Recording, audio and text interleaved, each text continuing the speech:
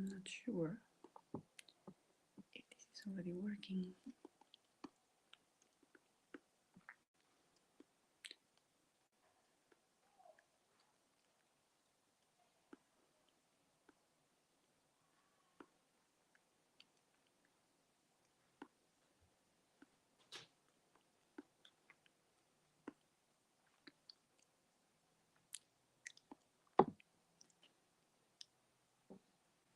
Hello, Pam.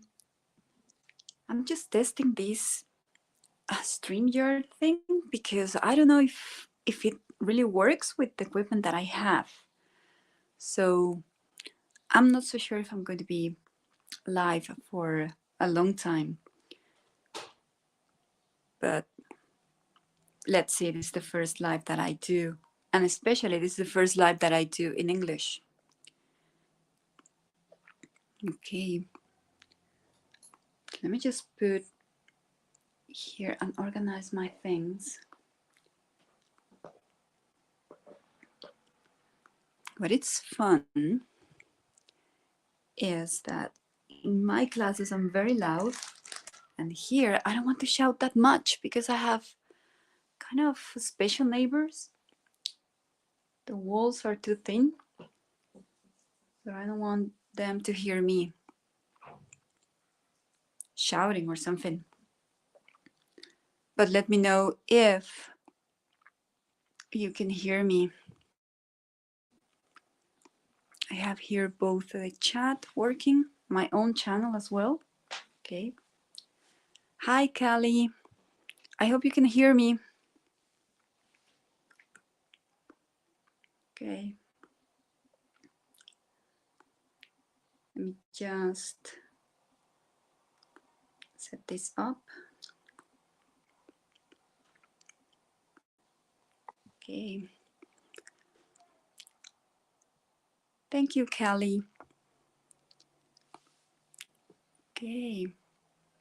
Thank you, Pam. Okay, I just wanted to show you very, very quickly what quilling is and some of the materials that I use. I have the basic set. I don't have really that much, but I'm just waiting for one set that I just ordered from Amazon. And I hope it arrives sometime this weekend. To be honest, I'm not sure. It's coming from China, so I don't know if it will arrive fast. It's really, really strange. Okay, so with quilling, you can do a lot of things. It's basically just having paper strips. They're previously cut and they come in different sizes. I'm not so good with inches and all those things. I have here centimeters, but I have here a ruler with inches. So I can show you more or less how thick these papers are. Not that much. This is an inch. So you can get to see this very thin. Some of them are really, really thin. Some other papers are thick. We need this little thing that we use to roll the paper. A needle, so we can lift some of the papers from here without damaging. Scissors, of course. Any size is good. Preferable glue. If it's clear, it's much better. This kind of device to put your roll papers so they can sit there and there they can be glued much better. And we have also this machine to create some texture. So that's what I did with the skull. And some examples of quilling. was the other way around, sorry. Okay, this is a clownfish. This one was made somewhere in Mexico City when I was still there, 2014, 2015. I'm not so sure about the date, 2013. So it's 3D, Quilling is 3D. That's important. And this is another one.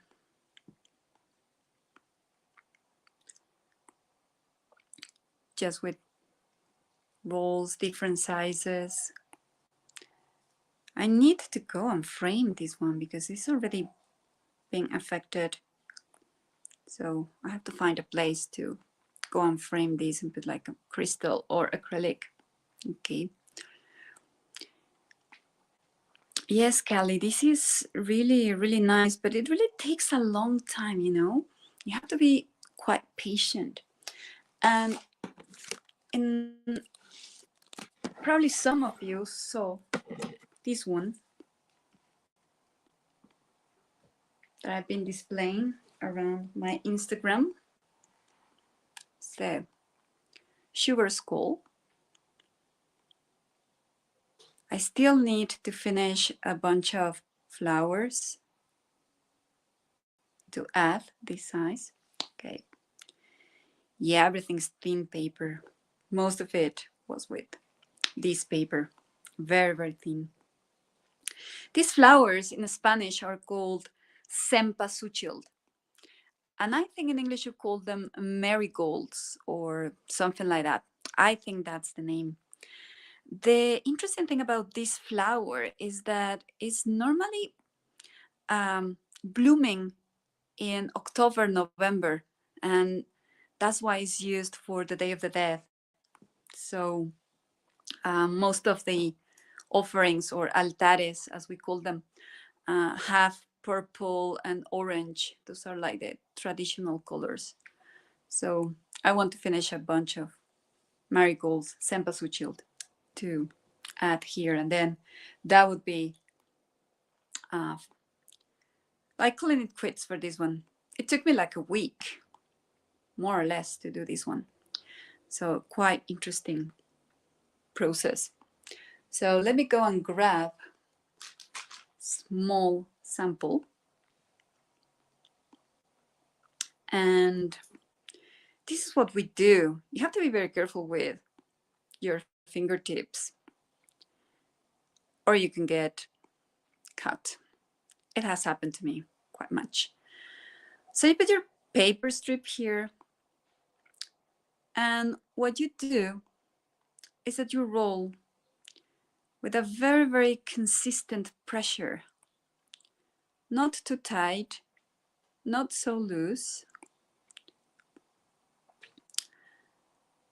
And depending on the length is where you're going to choose where to put it.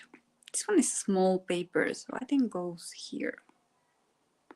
And let it sit there for a while so it keeps the shape.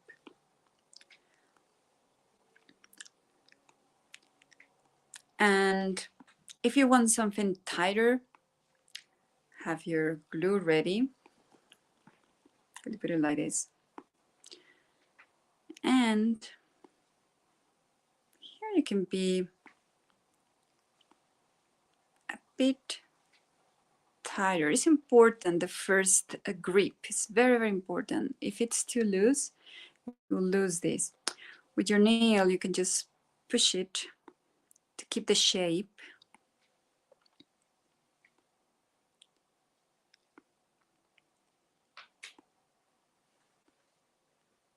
Okay, oops, was about to lose that one.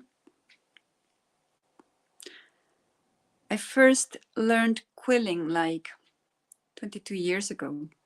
Still have the old magazine that I will show you. Put a bit of glue here. Paste it here. Make sure it's tight. Not so tight that you cannot pull it out.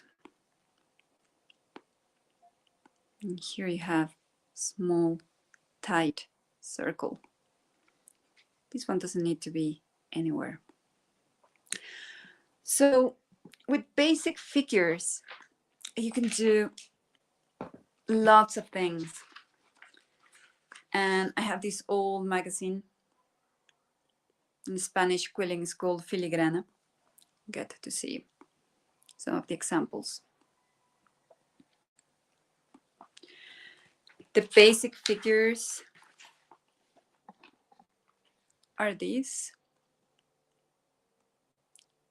And with these basic figures, you can create a lot of things.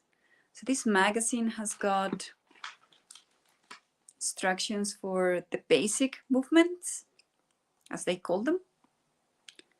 And each one has got a name. I remember I did these exercises a long time ago, but I couldn't find them.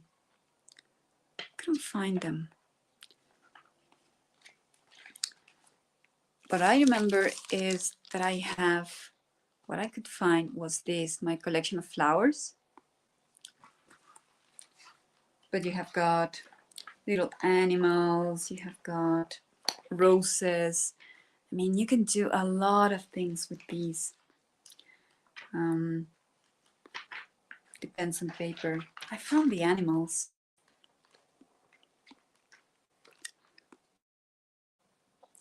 Yes, Calais, I think is a lost art, you know.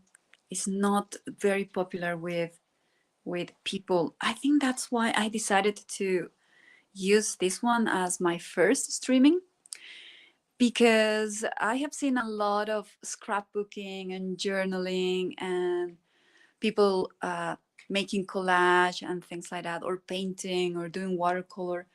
So I said, well, I have to kind of put myself away from the group and start doing something different. Not that I'm not going to probably be streaming something related to mixed media or jelly printing or, I don't know, probably watercolor. But I think that I will probably do more with paper and maybe pop-ups. I have a notebook here with pop-ups. I love these animals. They take a lot of paper, but they're just so cute. They're just so cute. I gave one of my managers, one of my bosses, like 10 years ago, a greeting card with pandas because she loved pandas. So I have tried this one. So they are nice. They take time, but they are nice. Okay. What else I can tell you about quilling? Oh, I have figures here. These are just so cool. This is kind of a picture frame, but without photos. Everything is just the people there. And they just look so cute. Really, really cute. Kind of love these. I'm also into pop-ups. I'll show you some there as well. So there are lots of books. You can get the kits from Amazon. And it doesn't really take much space once you decide to do this, because this is framing. Everything is just a frame. Let me find the pop-up book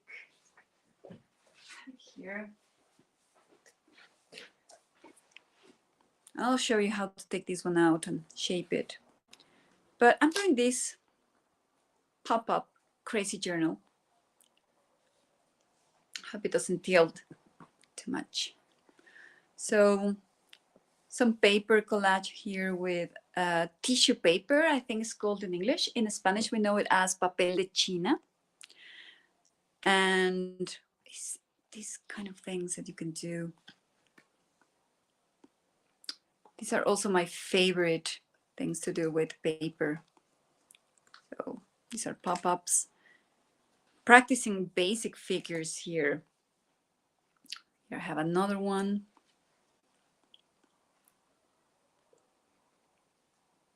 Okay. Quilling needs a lot of close-ups. That's why my camera is very, very close to my surface. So I'm kind of registering here what I'm doing, so I don't forget like the basic shapes. And I love these little things. They are also very simple, in some cases very complicated in other cases. This one is a little bit bigger. This was also for Halloween. I got some books of these, so I'm going to be studying this one. This is what I have for pop-ups. So let me get this one out. Doesn't have to be here for a long time. So what you do is you take your needle, pinch this, one of the sides, find the one that you need to paste, add a little bit of glue, you can smear it like this, so it's not that much. Press very, very gently. I'm going to put it aside for some seconds. This one is totally ready to go, no big deal. What you can also do while this one dries a little bit is take thicker paper strips and with your scissors, see where this one is, you can do some fringes. There are machines, and unfortunately I think I lost one or it just got broken. I don't know. There was a machine that you could just do the fringes in less than a minute. So now I just have to cut, but more or less this is the idea. So once you have this big paper strip ready, can cut it. This is how I created the marigolds. Okay, where's my roller? This one needs for you to be a little bit more careful.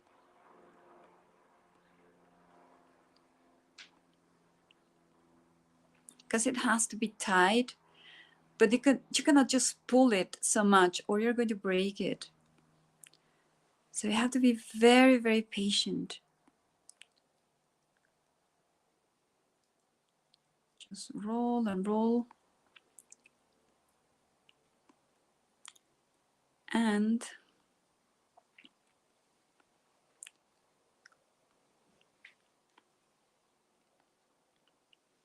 you have to use your fingers quite much. I've heard of people damaging their thumbs or fingers because they are just so hard when they are doing this. You have to be very gentle with your hands, as with everything, right? Just put a bit of glue. We paste it here. Okay, take it out, push a little bit, and you have this. And what you do is very gently just start pulling this away from the center. And in some minutes you can have marigold. Okay. Thank you, Kelly. I hope that the journal really kind of grows to be something more creative than it is right now. And I don't have a lot right now. I don't have a lot of these, but the main idea is to paste them kind of together, like 5, 4, maybe 6, and create the flower. So that's what we have as quilling. Okay, let me put this away. And let me show you what to do with this one.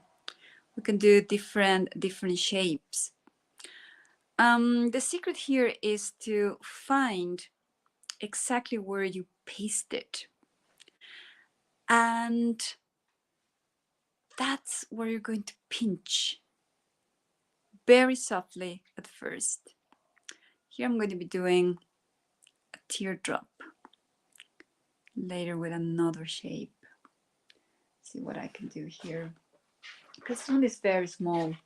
Normally they should be around 15 centimeters or something like that. We can do a small teardrop.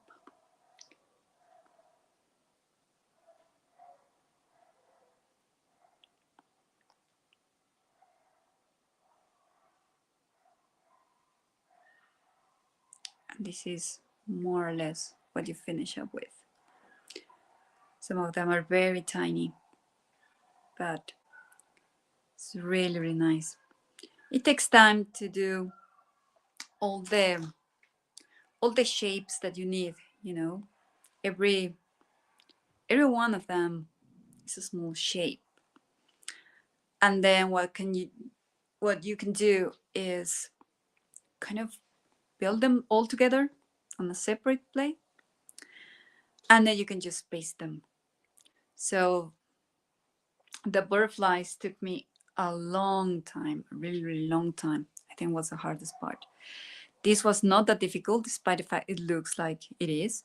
It's just they're very tight circles and kind of droplets here, the same here. The teeth were a little bit complicated because they were in different shapes. And the marigolds, well, they're complicated because you have to cut out all the fringes and then you have to roll them. Okay. So there you go. Just doing this while my dad is not here, because when he's here, I have like a background noise, sports programs or YouTube videos, and then I don't want to get copyright strikes. Not good. Okay. So as soon as I have the new tools, new quilling tools, I'm excited about it. I'll do probably a little bit more, probably show you how to do more flowers or animals. Probably do a picture frame. I'm not sure. It all depends. It all depends on how much time I've got, you know. It's like 5 weeks before the term finishes, so work is going to pile up, a lot of essays, final projects, a lot of oral productions to evaluate. And with 80 students, that's a lot of work. So sometimes I only have few free time to do this. But I hope you like it. So I'm going to stop this test here and let's see how it looks on YouTube. So Callie, Pam, thank you very much for coming in. Yeah, I'm going to have a complete month, Callie. I'm going to be free complete December. So it's going to be so exciting. That would be good. November is going to be quite busy. I finish my term on December the 1st. So after December 2nd, I'll be able to do a lot of these things, and let's see how it goes. Okay. So thank you very much for coming. Have a very nice afternoon. Okay. Thank you. Bye.